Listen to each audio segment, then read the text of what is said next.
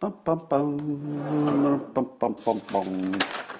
Bum, bum, bum, bum, bum. Bum, bum, bum, bum. Bum. Hey, everybody. Come on in. Come on in. You know it's going to be a tremendous coffee with Scott Adams, possibly the kickoff to an amazing day. We'll see about that. A lot of that's on you.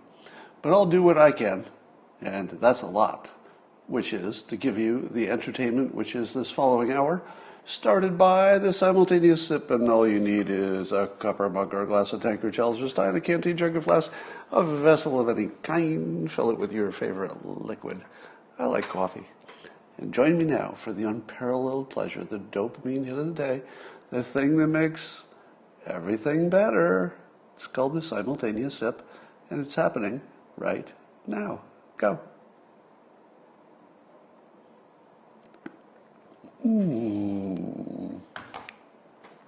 I would like to begin this wonderful hour by reading you this little story which I just received from my secret source, deeply embedded in rural America. And it goes like this. Somebody named Miller, 36, of Tannersville, this is the area that I grew up in upstate New York, was driving a UPS truck on August 21st when it struck two parked cars in the city, according to Hudson police. But then apparently the truck continued on. Two police vehicles and a bicycle patrol officer responded to a 9/11 report and located the truck at the corner of North blah, blah, blah, following the accident. Now here's the good part. Hudson police officer Randy Stratman jumped onto the moving UPS truck, turned off the ignition to stop the vehicle, and administered 2 doses of Narcan to Miller, the driver. Meaning that the driver of the UPS truck probably was suffering an overdose, probably fentanyl, and was asleep in the truck while the truck was careening through traffic. A police officer jumped on a moving UPS truck, just like Indiana frickin' Jones, turns it off, controls the truck, and administers a life-saving Narcan to the driver. Now, here's what I'd like to suggest. I don't know if a social worker could have pulled that off. You know what I mean? You know, this is the sort of stuff that's literally happening every single day all over America, where there are police officers running toward trouble, jumping on moving vehicles and saving lives every day. Don't hear much about this, but I give you that as your little array of good news. Want some more? Okay. More good news? Okay, here it comes. Saudi Arabia has apparently given the green light for Israel to UAE flights, the civil kind, not a military one, of course. Now, it happened just a few times because there were a few specific flights that they exempted. One of them had Jared Kushner on it. But then apparently they talked about it and moved that into a more of a permanent situation. But here's the fun part. This is from Netanyahu. So he was talking about it and called it historic big breakthrough. You're probably thinking to yourself, is that really a big breakthrough? To be able to fly over a country? That's it? You just have permission to fly a commercial flight over somebody's country? Yeah, turns out that's a pretty big deal. Because in this case, it shortens the route to the point where it makes tourism much less expensive. So it actually has a specific and immediate economic stimulus component. But that's not the fun part. So Netanyahu said, and I quote, "These are the fruits of peace," he said, predicting that, quote, "more good news would be coming." Now, when you say more good news will be coming, and you're prime minister, you don't say that unless you know more good news is coming, meaning that things are really starting to shape up in the Middle East. Why is this not the biggest story in the world? It's political season, and it's something that is not just good from Trump, but one of the best things ever. I think you could make the argument already that Trump is the best president the United States has ever had for international relations. Now, the counter-argument to that is, but wait, what about those countries that don't respect us as much anymore? I don't know. Is that costing me money? How does that affect me? Are they not taking our phone calls? Because I think they're taking our phone calls. Are they not doing trade deals with us because they think Origin Man bad? No, I haven't heard any reporting on that. I think countries do whatever is in their best interest. In this case, what's in the best interest of the Middle East was working with the United States productively to get what looks like the beginning of something that could be lasting and good. So, we're in a world where it's hard to know what is true and all of our information is bad. But I feel as though historians are going to conclude that Trump was the best president just in the first 4 years. It wouldn't even matter what happens after this. But just the first 4 years, I think, would be the most successful presidency for international stuff. For domestic stuff, you could still make your arguments. Here's something that only I would say in public.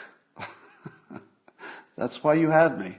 There's some things that only I will say in public. You ready? You know all those retail businesses that are being driven out of business by the riots? They were not good businesses.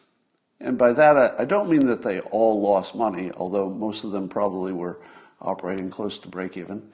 But they were businesses that were going to go out of business. Maybe this year, maybe next year, maybe 5 years.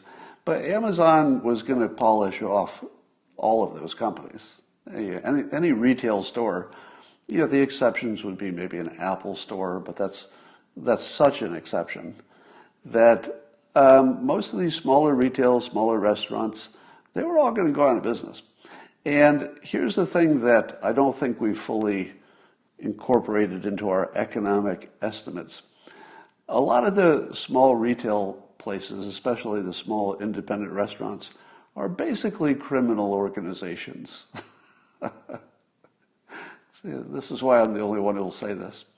Small businesses like to do a thing I call not pay their taxes. Now, or they'll hire a lot of illegal workers, restaurants especially.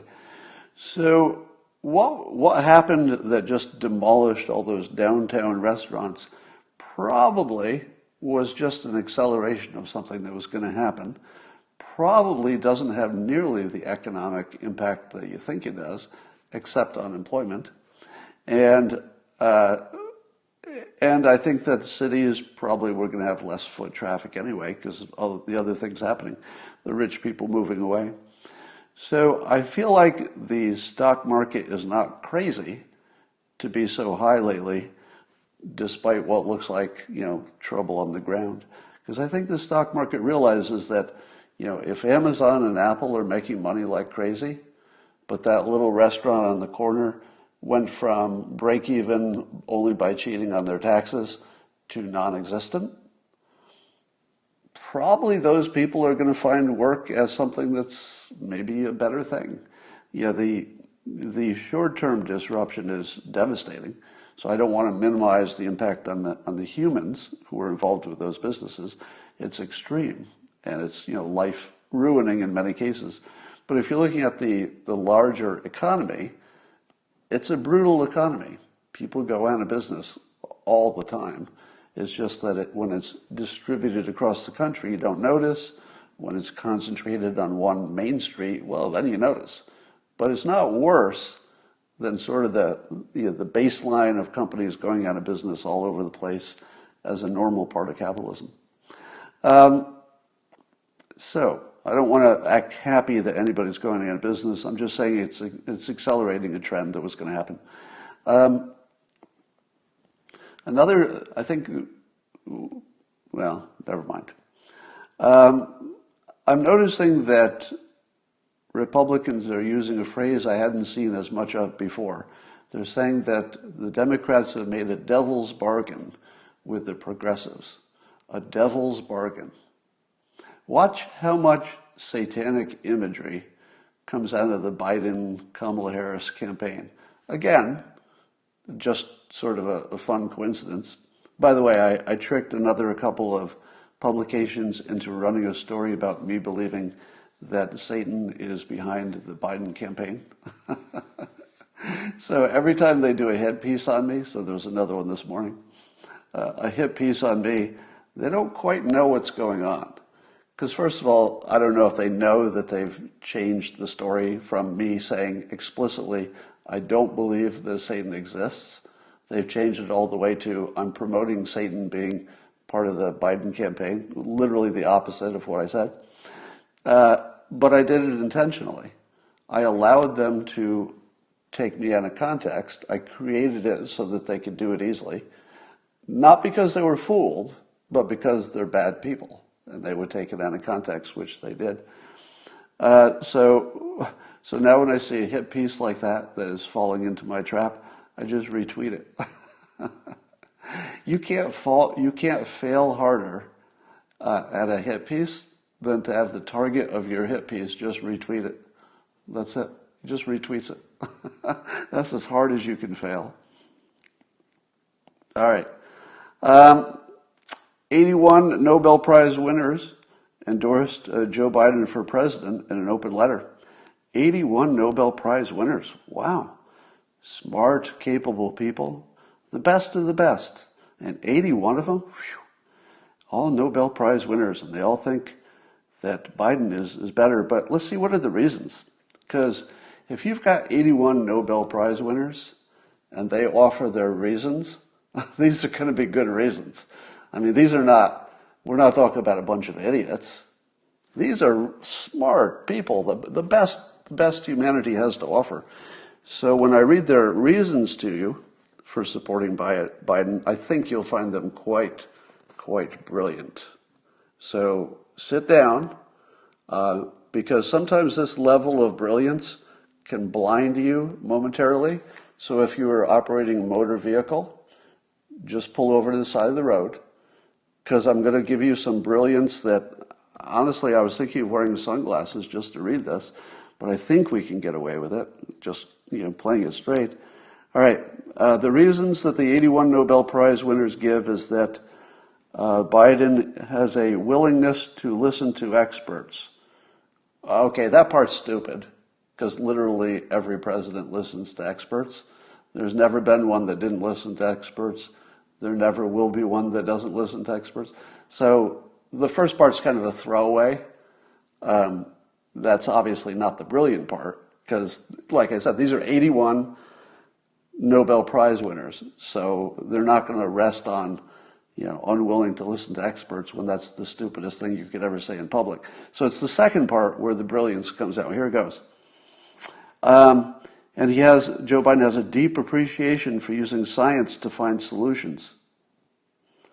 Okay, let me look a little further in the paragraph, because I'm looking for the smart part. Because I know they wouldn't just say he has a deep appreciation for using science, because again, that would be literally every living human being would fall into this description. Trump, Biden, strangers, people you've never met, people with severe brain damage, people in other countries, people who have never been to school, people who have been to school, people who have PhDs, people who will never have PhDs. Pretty much 100% of all humanity has a deep appreciation for using science to finding solutions. So there must be something else in this paragraph where they get to the smart part. Oh, that's the end of the paragraph. I guess what they're telling us is that the Nobel Prize is no longer prestigious. I actually wanted to get a Nobel Prize until I read this, and now I see that there's not really any point to it. They've actually ruined the prestige of the Nobel Prize. Now, by the way, I had this same experience when I was younger. I always wished, because I'm in sort of a writing business, I wish that I could win a Pulitzer Prize. Because imagine how cool that would be, right? I mean, just for the bragging. It's like, yeah, I don't like to brag about it, but I did win a Pulitzer Prize. You know, I always wanted to be able to say that or have other people introduce me as Pulitzer Prize winning cartoonist Scott Adams. And I thought that would be pretty cool. And I felt that until I met somebody who told me how the Pulitzer Prize committee works. It's just people who read books and pick the one they liked. That's it. It's just a small group of people who read some books that have been submitted. It's not all the books in the world. Just the people who filled out an application and said, I think my work is so good it should be considered. And then a small group of people who read their stuff and say, which one do you like? I kind of like this one. That's it. Winning the Pulitzer Prize has no prestige. Nothing. There's just nothing to recommend about that award, except somehow we got it in our heads that it's important. It isn't. It's just several people read some books and they decided which one they liked. That's it. Likewise, when I won the top award in cartooning, it's called the Reuben. It's like the Academy Award for cartoonists. And one year, and I'd lusted after it when I was a new cartoonist, I thought, if only someday I could win the top award in cartooning, my life would be complete. And one day I won the top 2 awards, the top award for a cartoon strip, but also the same year I won the top award for all cartoonists of any kind, the #1 in the entire world. And after I won it, I realized, oh, it's just because I had a good year financially. Basically, I made a lot of noise. I was in the press. The award committee said, you know, what would be good if we nominate somebody who's already getting a lot of attention, and then we'll have more attendance at our event. That was it. It had nothing to do with the quality of my work. It had everything to do with the fact that it was unusually commercially valuable that year. That was sort of a peak period for commercial success of Dilbert. And I thought, okay, well, that's off the list. So now I have no respect whatsoever for the top award in cartooning because I won it. I took all the value out of it. I have no respect for the Pulitzer Prize because it's just some people saying what book they like. That's it. And now 81 Nobel Prize winners just came out with the dumbest open letter in all the world. And I just looked at it and said, if that's all it takes to be a Nobel Prize winner is to be this dumb, I'm not sure I want one of those either. So, didn't expect that to happen. Here, I made a list to help you identify all the dumb people so you don't have to interact with them. So these are the complaints about Trump that if you see any of these, you can just stop listening to whoever is talking or tweeting. All right? If somebody says that Trump doesn't believe in science, just stop listening. Just walk away. Nothing that somebody says after that sentence is worth listening to. Likewise, doesn't listen to experts, basically the same thing. Don't listen to anything that anybody says after they say that. How about this one? Trump is unwilling to do his job. What? Unwilling to do his job? If you hear somebody say that, just walk away. You don't need to hear anything else they say after that.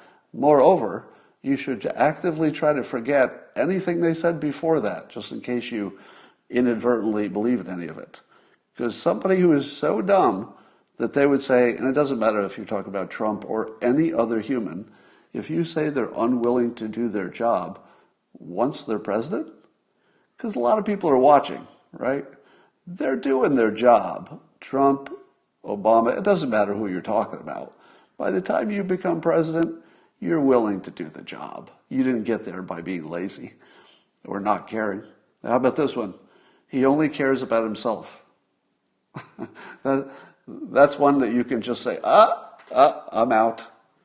Anybody who could say something that monumentally stupid, that he only cares about himself, there's no such thing as a president whose personal fate is disconnected from the fate of the country he is running or she is running. You can't disconnect those things. It's the most transparent job in the entire world. There's no job more transparent. We're looking at everything Trump is doing. Everything. We see it all. And how in the world would anybody be in that job and think, I think I'll do some stuff that's just good for me. Bad for the country. Good for me. I don't think anybody will notice. That's not a thing. The president knows with dead certainty, I don't have to be a mind reader, I just have to know that the president has an IQ over 20. Because anybody with an IQ over 20, I might be exaggerating a little bit, knows that they have to do a good job for the country. The entire world is watching every minute of every day. We're all watching. He doesn't have that option of, I think I'll just do something that's good for me. That's not a thing. Even when the president goes golfing, again, I don't care if it's Clinton or Obama or Trump, do you want your leader to have some time, with his own head, get outdoors, clear his mind, maybe meet a few people that he wouldn't have time to talk to otherwise?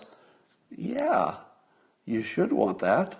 And you should want him to do it a copious amount because it's good for him. Does he still work hard enough? Yes, he works hard enough. He works really hard. It's obvious. All right. The other ones that are crazy is he's a dictator when 100% of what we observe violates that assumption, or that he's a racist when, again, everything we observe shows that he cares about people who are citizens more than those who are not. But beyond that, that's it. That's it. That's his whole preference. And he prefers people who obey the law, of course. But if you do those two things, you're a citizen and you obey the law, he likes you. And not just a little bit. Ask Herschel Walker. Does he like Herschel Walker? Yeah. Yeah. For years and years and years. Now, am I saying that because Trump has a black friend? No. Trump has a lot of black friends, people he's worked with, people who have given him awards. He has a very deep relationship with a lot of different people. All right, and here's my favorite one. And I tweeted this. If your main criticism of your opponent is chaos, that's what's wrong with your opponent, they're bringing chaos, you don't really have a complaint. What you have there is a perception problem. If you're saying somebody else is all about the chaos, that's not really a statement about the other person. That's sort of a public confession that you don't understand things well enough to know what's going on. It's more about the limits of your own ability to understand the world. And here's why. Chaos isn't something that one person brings to the situation. Chaos is the situation. The world is chaos all the time. If you knew what was going to happen, would you need the news? Why would there be a news industry if we already knew what was going to happen? The whole reason that we're having this conversation, and a lot of you are finding out things, this morning in the news, and maybe some of you hearing it from me for the first time, it's because you didn't know it was going to happen. That's what the news is. Stuff you didn't know was going to happen, for the most part.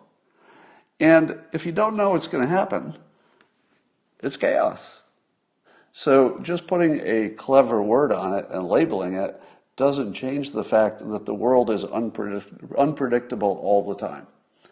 Do you think you could hire or elect a president who would make the chaos go away? I hope not, because if the chaos goes away, we're all dead. The only way you could have no chaos is to literally be dead, because the world serves up a lot of chaos. You hope that you have a president who knows how to deal with it. And one way not to deal with all the chaos is to really dig into all the details. I have much less respect for the presidents who try to master all the details of the topics. I know that sounds counterintuitive. You think, well, Scott, that's exactly what you need, isn't it? Don't you want the president who really gets into the nuts and bolts, really digs in a little bit deeper? No.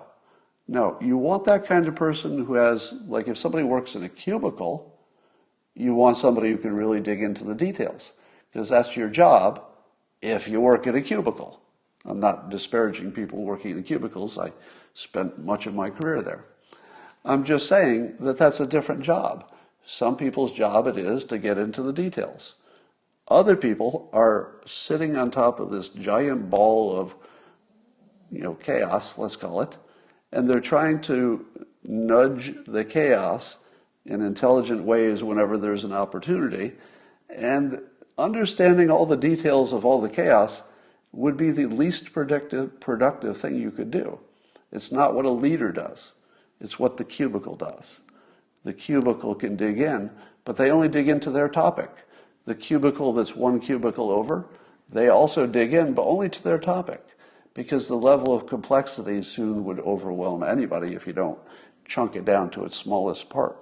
So the last thing you want is a leader who's obsessing over the details. You just can't lead that way. You wish that were possible, but that's wishful thinking. Instead, you have leaders who are dealing with, do I trust this person? Does the general thrust of this fit with my philosophy? Is this something I could fix if I break it? Is this something that will cause maybe a predictable problem if I go this way versus that? It's a risk management situation. A lot of it is guessing. A lot of it's intuition. So anybody who is operating at the child level that says that a candidate is bringing chaos, when in fact chaos is the canvas, they're not really a good observer. I've noticed this correlation anecdotally, and I want to see if you can notice it. As I've famously called out, the Democrats who come after me on Twitter, if they say completely irrational things, and I check their profile, they're usually artists of some kind. And you can tell they're an artist because their comments depart from rational thought so grotesquely. But there's another category, because not all Democrats and not all critics of the Trump are artists. Some of them have jobs where they've learned critical thinking. What do the people who have actually learned critical thinking, let's say your economists, your lawyers, your business people, there are lots of other jobs, but ones who actually have skill and experience in critical thinking and risk management, what do they say when they come after me? I will give you an example. Sure, Dilbert. Or, well, that's from the cartoonist. That's it. They just do sarcasm, as if that says everything that needs to be said. Well, there's the cartoonist. Nothing else needs to be said. And I want you to see if you find that correlation. So check profiles when somebody comes at you with nothing but sarcasm, and see if this pattern holds. I don't know if it will, but it might. Just see if the critical thinkers use sarcasm and the artists try to use logic, but it's not working for them. All right.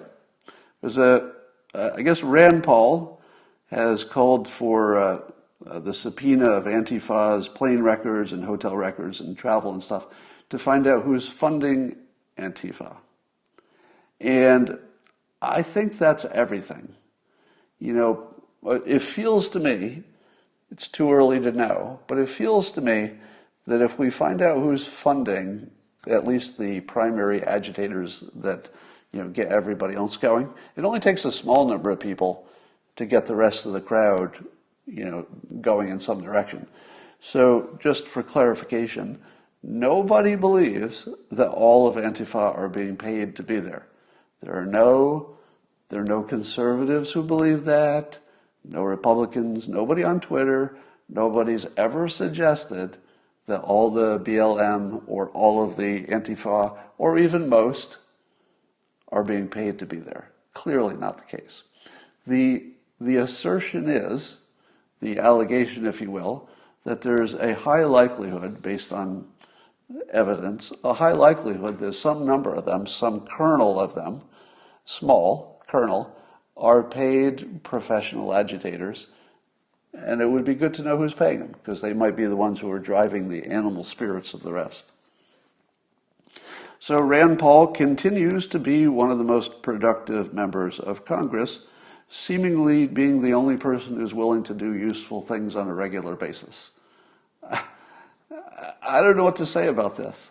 Like, how many times have I told you there was a good thing happening, and then the name attached to it was Rand Paul? It's a fairly common event.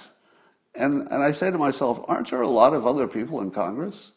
Like, why is it all the smart stuff comes from just a handful of people?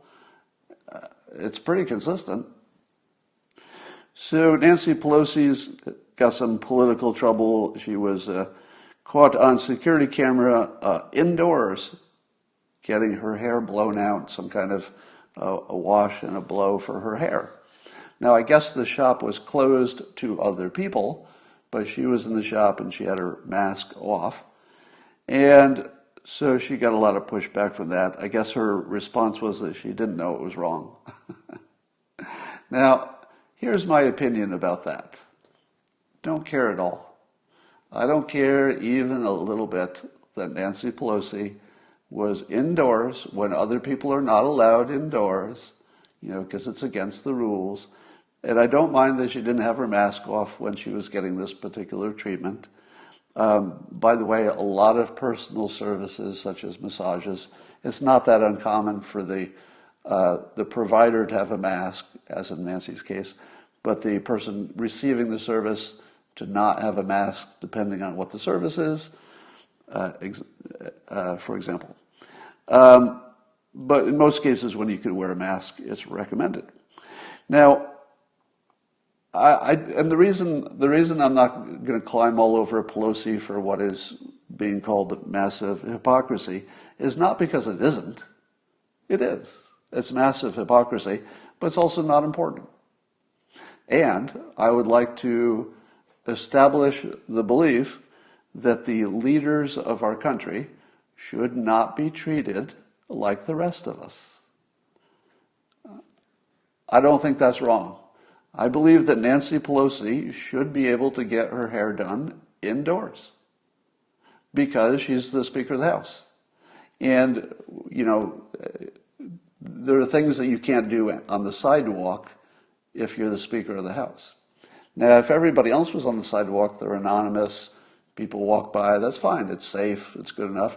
But if you're the President of the United States, or you're the Speaker of the House, or you're Rand Paul, yeah, that's okay with me if they take you alone. Because being indoors, the problem is not just indoors. The problem is indoors with lots of people. If you take Nancy indoors with one person who's wearing a mask, and let's say that Nancy's been tested, she probably has been recently, it's not the biggest risk in the world, and she is safer indoors than she would be outdoors. I get that other people say, hey, other people, we did our own hair, we worked it out. But she's also in her 80s. I don't know. Can she do her own hair? Being in her 80s is a bigger problem to me than the fact she got her hair blown out. So I would like to be consistent because there's no way in the world there won't be, Republicans and other people who get caught without masks, etc. Maybe it'll happen to me. Maybe I'll get caught on some video without a mask or something. And it's just, I can't get interested in it. All right. But I understand it's a fun story in a political season. Chicago police released surveillance video of suspects looting a store, and they're asking for help identifying them. Now, the people that they're showing don't have masks on. Some do, but most of them don't. Now, what do you tell yourself when you see that Chicago is asking the public to help them identify the pictures that they're publishing, presumably online? I don't know if it's in any newspapers too.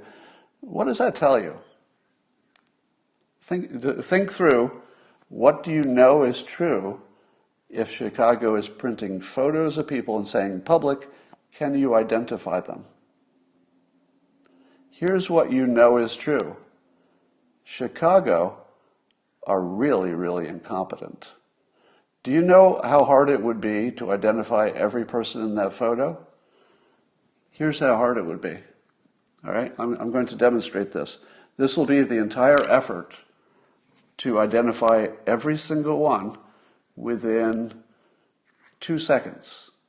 So the entire time to identify every picture, my claim is sub 2 seconds. And it looks, let me demonstrate, it looks like this. Let's say this is the picture. Now this is my phone, and I look at the picture and I push this button. And then their face comes up and I've identified them. You can do that with an app. It's an app that law enforcement uses routinely in other places. What this tells me is that Chicago, for whatever reason, is the only place that's not buying an easily purchasable app that every law enforcement person knows about, knows how to get, knows how to use. Literally, it's this easy. Point your phone at the picture. You don't even have to point it at the person. Point it at a photo. Press one button. Done. The name of the person appears on your phone. Almost every time. Close to 100%. Now, what's wrong with Chicago that they can't buy this little app? Well, obviously, there's somebody who told them that here I'm speculating a little bit, so I feel like I'm speculating responsibly, but it's speculation, so I don't want to sell this as fact. They have to not be using these apps. Clearview is the leader in that field. They're obviously not using Clearview. Why not? Why not? What is the difference between using that app and getting their answer in 2 seconds versus publishing these in public and asking the public to identify them, which probably will work? It's just really, really hard. It's crazy. Yeah, facial recognition would have them in 2 seconds. And when I say 2 seconds, that's not an exaggeration. The app doesn't even have to sit there and process. It's actually 2 seconds. Now, and some of the apps are better than others at recognizing African American faces. I think Clearview might be the leader in getting that right, but of course you still have to verify. You don't want to trust the app for the final identification, but it tells you where to look. All right. There's a report that the number of people looking for divorces was 34% higher from March to June. Ouch. And the data shows that 31% of the couples admitted lockdown has caused irreparable damage to their relationships. 31% of couples believe they have irreparable damage to their relationship. Irreparable. This is going to tear apart the nature of society. Now, I always had a theory that part of a successful relationship is distance. In other words, the fact that, let's say one of the adults goes off and works all day, or maybe both of the adults go off and work all day, is probably a really healthy thing, because if you're in each other's business all the time, that can cause some tension. And it looks like we've proven that. I've said before that the nuclear family needs to be not eliminated. That's Black Lives Matter's ideas, sort of get rid of the nuclear family, I think, if I have that right. I hope I have that right. I've said something compatible with that but different, which is that it shouldn't be the only model, because so many people won't be able to achieve it. Not everybody can have a nuclear family. Sometimes it requires a certain amount of money. Sometimes you got to be lucky, to get the right person. There's a lot that can go wrong with the nuclear family. But if it works for you, I would agree that for those families where it works, it's tremendous. It'd be hard to beat as a organizing principle. But we do need something for the people who can't make that work. And I think that shows it. Joy Reid, I don't think she'll get canceled because she's on the side that doesn't try to cancel itself as much as it cancels other people. But she's being accused of being Islamophobic, I guess.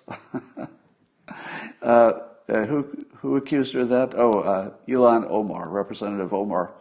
actually she said of Joy Reid, honestly, this kind of casual Islamophobia is hurtful and dangerous. We deserve better, need an apology, etc. So what is it that Joy Reid said that would cause her own side to try to cancel her? How bad was it?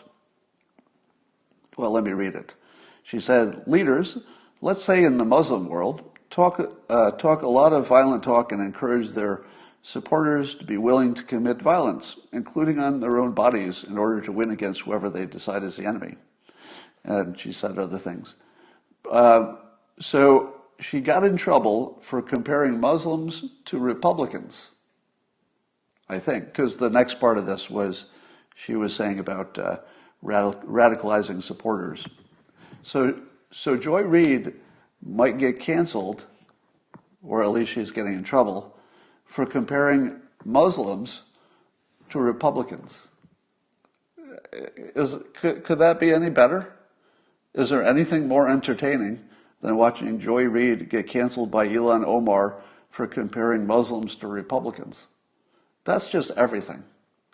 The whole year 2020 was just put into that one little package. If you only needed to know that one thing, you'd know how the rest of the year went. All right. Here's my problem with intersectionality and critical race theory, two categories of things which I am no expert on.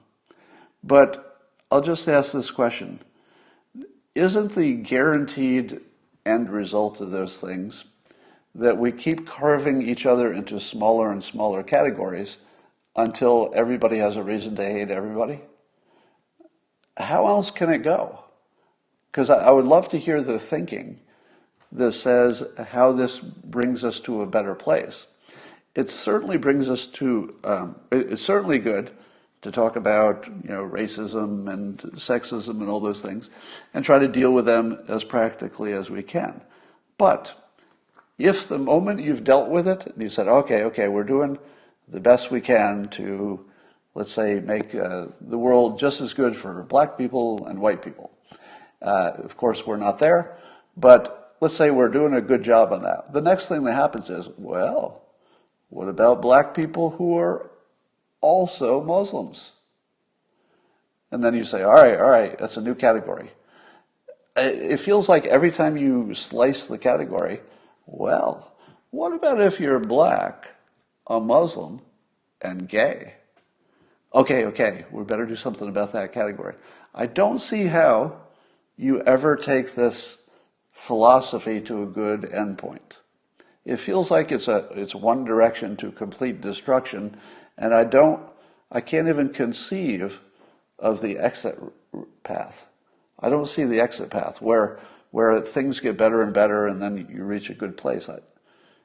I'd love to have somebody explain to me the thinking behind that, because I think, like most left versus right differences, it doesn't take into account human motivation. It doesn't take into account human psychology or the way an average person thinks or acts.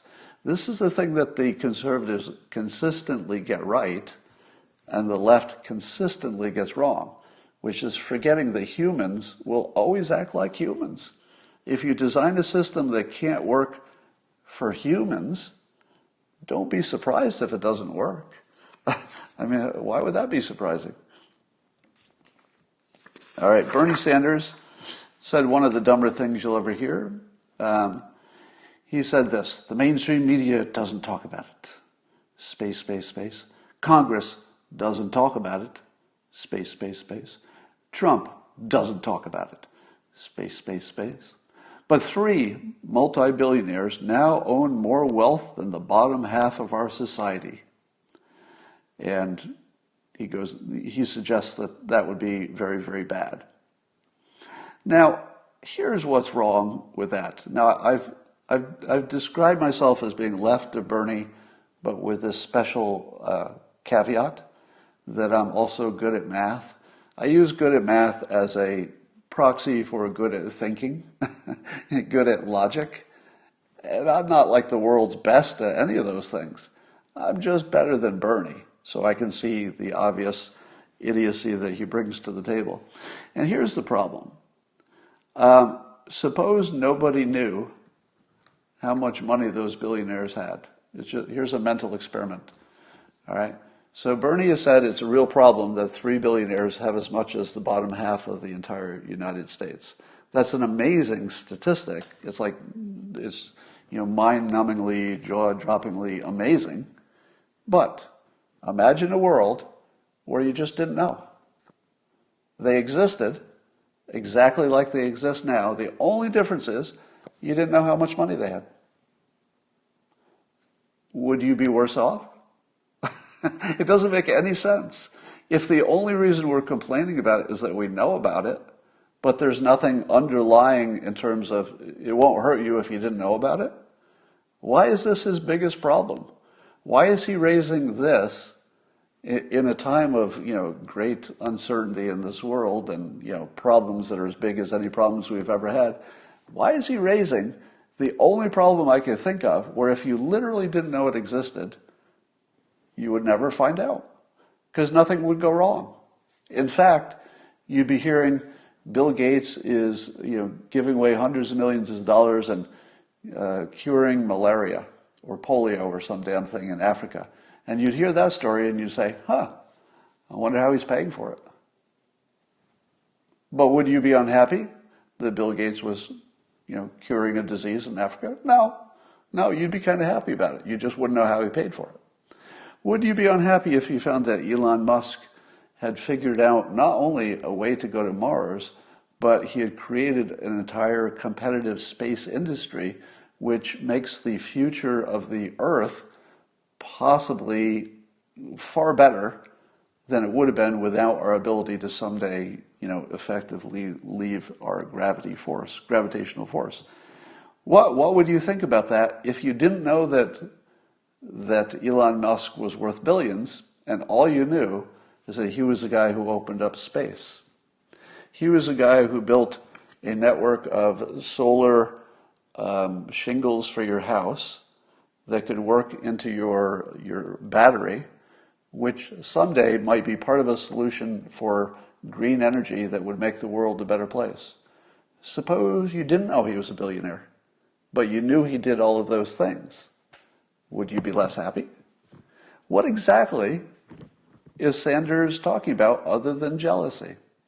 Does Sanders understand that the money that the billionaires own is being used? Jeff Bezos' ownership of Amazon is still mostly in the stock. That's why he's so rich. It's in the stock. If Bezos pulled his money out of the stock, what would he do with it? Would he buy more food for himself? No, he probably eats all the food he needs to stay fed. There's a limit to how many things a rich guy can buy. Bezos got his yacht, which he probably hardly ever uses, and he'll be tired of it and then he'll get rid of it, but he got one. Billionaires don't really have a way to consume the wealth they have. They have to put it into something that benefits the economy. They have to. They don't really have an option. So he has to put it in stock where it's bolstering, the market in different ways, or you put it in the bank and then the bank can, use that for lending. But money doesn't just sit in a mattress. These billionaires aren't sitting on a gigantic pile of dollar bills. Their money is in the system working. They're the ones who are funding startups. Where do all of your important startups come from? They come from some billionaire who said, well, I can put $1 million into this startup. It might work, it might not, but I got an extra $1 million. I don't care. So for Bernie not to understand the most basic stuff about economics is really embarrassing. All right. Bernie goes on to say that level of inequality is immoral and unsustainable. But again, if you didn't know they had the money, it wouldn't make any difference at all. It would be completely sustainable if you just didn't know about it. That's it. Now, I could argue that maybe Warren Buffett is not adding as much to the world because he's more of a financial manipulator. But even he is making markets and companies more efficient, because when he buys a piece of a company, he doesn't just buy it. Often he'll, improve it in small ways and big. The people who are worthless are the hedge fund types who are just taking money out of the system, but they're not adding anything. All right. It seems to me that Biden's value proposition has devolved into some form of vote for Biden or Biden's followers will hunt you down and kill you. Now, that's hyperbole, but it's starting to feel that way, isn't it? Because the way you feel isn't necessarily the exact way that things are, but the way it feels as a Trump supporter is that Biden is literally threatening us, that if, and other people have made this observation, but I'm just piling on, it does feel like the left is threatening us. But here's what they don't get. The left has not yet fully internalized that the protesters are not on their side. You get that, right? The left doesn't quite understand. They're just starting to understand. That's why they're coming out against them. That the protesters are not on their side. The protesters are on their own side, whatever that is. But they're definitely not on the Democrat side. And they're not on Trump's side. They're not on America's side, you could argue. There's a big non-story, two big non-stories in the conservative world. Now, for those of you who say, Scott, why do you only say good things about Trump? Why don't you never say any bad things about the other side? Well, I do all the time, and I'm going to do that now. So there's this tape, you heard it on Tucker's show, some of you, Chris Cuomo talking to, of all people, Michael Cohen, the disgraced and jailed lawyer, ex-lawyer for Trump. So apparently Chris Cuomo and Cohen knew each other pretty well. Who knew that? That's sort of a weird little backstory. But on this audio recording, Chris Cuomo is heard to say things which are completely exculpatory and make Chris Cuomo look like he did not do the things he's accused of. How did conservative pundits treat an audio tape in which it's pretty clear that Chris Cuomo legitimately believes he was not involved in the things that he was accused of doing, the Me Too-ish accusations? How does the conservative world treat the fact that it really shows he doesn't think he did these things? In private, he acts like he believes that they didn't happen. They treat it like it happened. Like he didn't say what he said. And I watch this and I think, we're seeing more and more of this, where somebody will say, they'll hand you an apple and they'll say, what do you think of this banana? And you'll say, what banana? You just handed me an apple. This is clearly an apple. It's red, it's round. I take a bite out of it, it's an apple. Stop saying this is a banana, because that's an apple. And then the person will look right at you like nothing had ever happened, and they'll say, is the banana good? And you'll say, what's going on here? This is no banana. We're both looking at this. It's an apple. And the other person will look right at it and say, no, that's a banana. I've never seen this before. So it happened with the Cuomo story. There's nothing on there that should be embarrassing to Chris Cuomo, and it's treated as a national story of something that's embarrassing to Chris Cuomo. It's literally the opposite. It's completely exculpatory. I don't even know what to think about that. All right, is that the only time that's happened? No. How about this one? So Dr. Scott Atlas, he's part of the Trump team, the coronavirus team, I guess. And CNN was reporting that he was pushing for herd immunity.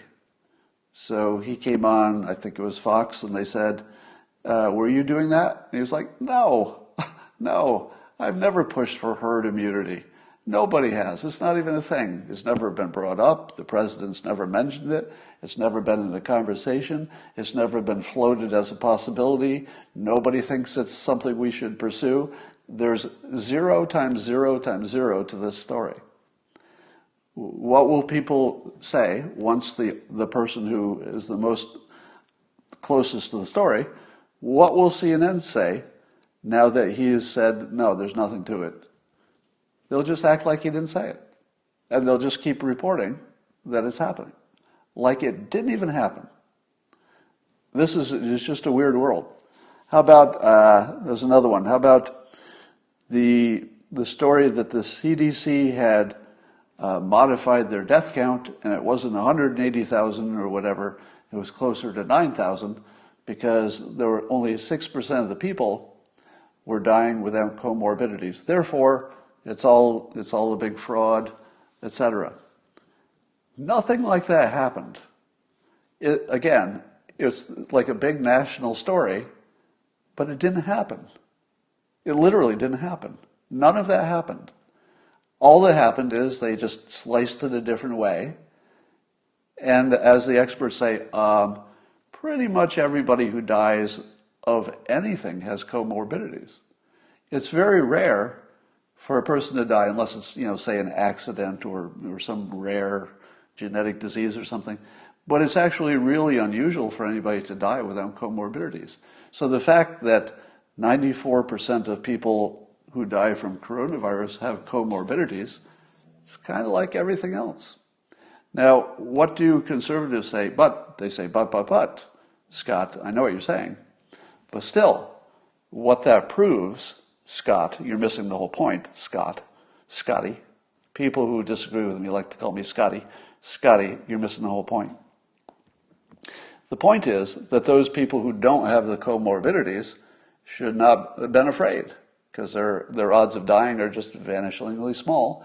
So let's send the kids back to school. Because why in the world would you not send kids to school when A, you know it's good for the kids, you know that their risk is tiny. There's no reason, there's no logic whatsoever for not sending the kids to school. And I look at that and I go, what's wrong with you? What's wrong with you that you would say that in public?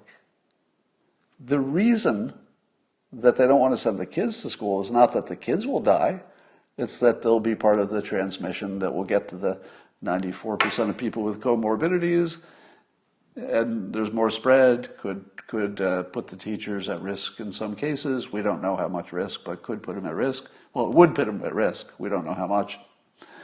And I think to myself, if you leave out the part where the kids bring it home or help spread it, you're not part of you can't consider yourself part of the adult conversation, right? The minimum requirement to be an adult in the conversation is you have to at least acknowledge the big factors in the conversation. One big factor is the kids themselves. And I think almost everybody agrees that they would be mostly fine, and the risk would be so small that the benefits to the kids themselves would be tremendous. Benefit to the parents, tremendous, because the parents would now be freed up to, do what they need to do. But if you leave out the part about this clearly would contribute to the spread, if you leave that part out, you're not in the adult conversation. You really aren't. Now, you could argue that it won't spread it, but that would be a scientific question. I think the evidence is that it probably does, but maybe we don't know. But still, if you leave it out, you're not part of the adult conversation. The funniest story is Portland's mayor has reportedly, I would look for confirmation on this, but reportedly he's considering selling his home in Portland because of the protests. So the guy who has been most supportive of the protesters and literally joined in with them is learning that these protesters are not on his side as he had hoped, but rather are a malign force, as they like to say on TV. Here's another non-story reported as a big story. The State Department, I guess in Kiev, something about Ukrainians, the State Department, our State Department, was illegally monitoring conservatives on Twitter and social media. Jack Posobiec, Hannity, Laura Ingraham, and others. To which I say, why is that a story? Do you know who else is illegally monitoring Jack Posobiec? I am. Yeah. I'm illegally reading his Twitter account. And when he tweets, I break the law. I break the law and I read it. And if he tweets again, I don't like to broadcast this, but I'm probably going to break the law again and read what he tweeted. Now, you might say to me, Scott, that's not what they're talking about. They're not talking about reading his tweets. What are they talking about? Are they talking about hacking Twitter? No, that's not in the story. All they're talking about is asking some third party to keep an eye on various accounts that were of importance and tell them what they saw so that they didn't have to do it themselves. Is that a real story? Now, if there's more to it, if there was some hacking, an actual illegal act, I would say, yeah, let's look at that. But the way it's reported, and again, could be more to the story, I don't know, but the way it's reported is they ask somebody to read the tweets of people who are important to their livelihoods and their jobs. And I thought to myself, I don't think that's illegal. If it is, it shouldn't be. Trump is fighting back against the so-called fake news that he had some kind of stroke or mini strokes or something. The best evidence against it is that his trip to Walter Reed was brief, and he went home. If you had any of the things that he was alleged to have had, do you go in and then just go home and go back to your job the next day? Is that a thing? Well, so I think this is debunked. The president has debunked it in the clearest possible words, but I know the public isn't going to trust him on that. If I had to guess, I would guess his slurred speech and a few of his speeches could be fatigue, it could be dental work, could be anything. But my guess is that whatever they rushed him in for was something embarrassing or something that wasn't really a problem. And if it wasn't really a problem, did he need to do anything? Have any of you ever gone to the emergency room only to be told, oh, that's no big deal? You have, right? Unless you're bleeding or you got a broken arm or something. How many of you have gone in and the emergency room just says, oh, that's nothing, take an aspirin? It's a pretty common thing.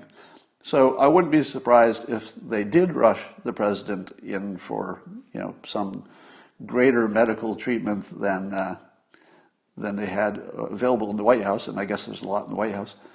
And then they checked it out, and it was no big deal, or it was something easily treatable, and he just wants it out of the news, which I can understand. What was Biden's exact quote when he did his speech and he said, do I look like some kind of wild-eyed progressive? What were his exact words? Do I look like some kind of wild-eyed progressive?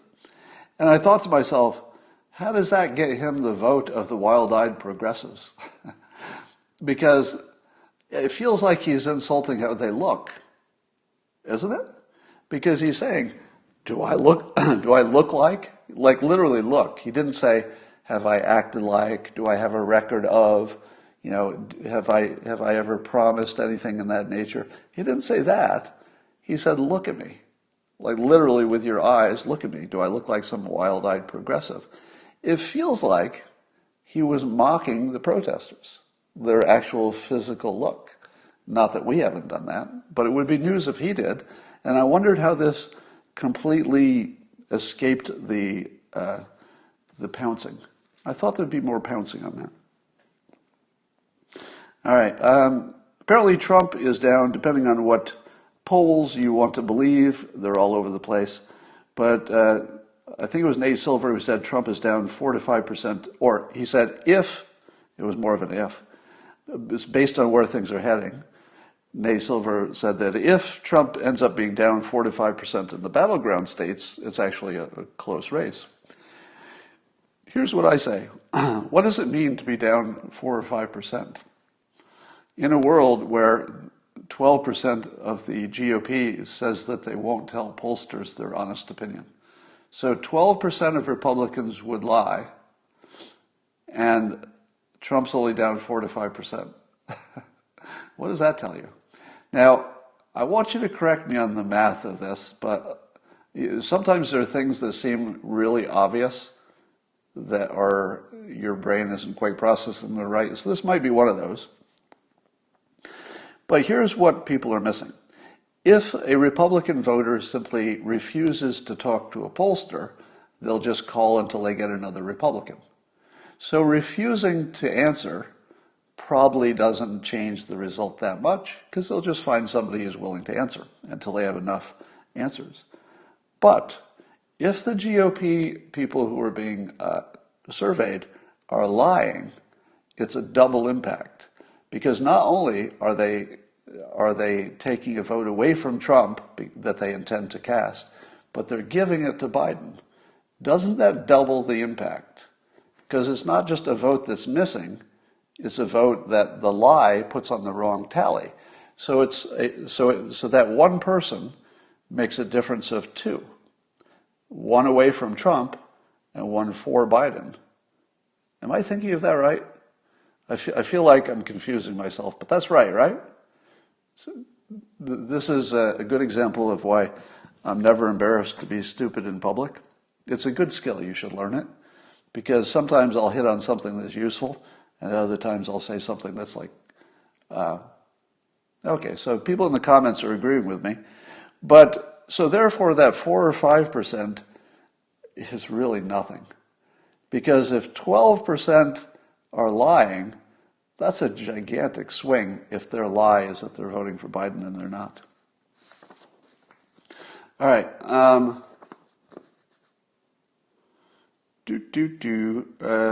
Yeah. I guess that's all I got for today. And it's like losing a stroke in golf. Is it? No, it's not like losing a stroke in golf, because that doesn't add a stroke to the person you're golfing against. All right. Yes, it's a double dipper.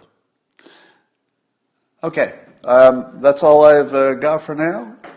And I will talk to you tomorrow.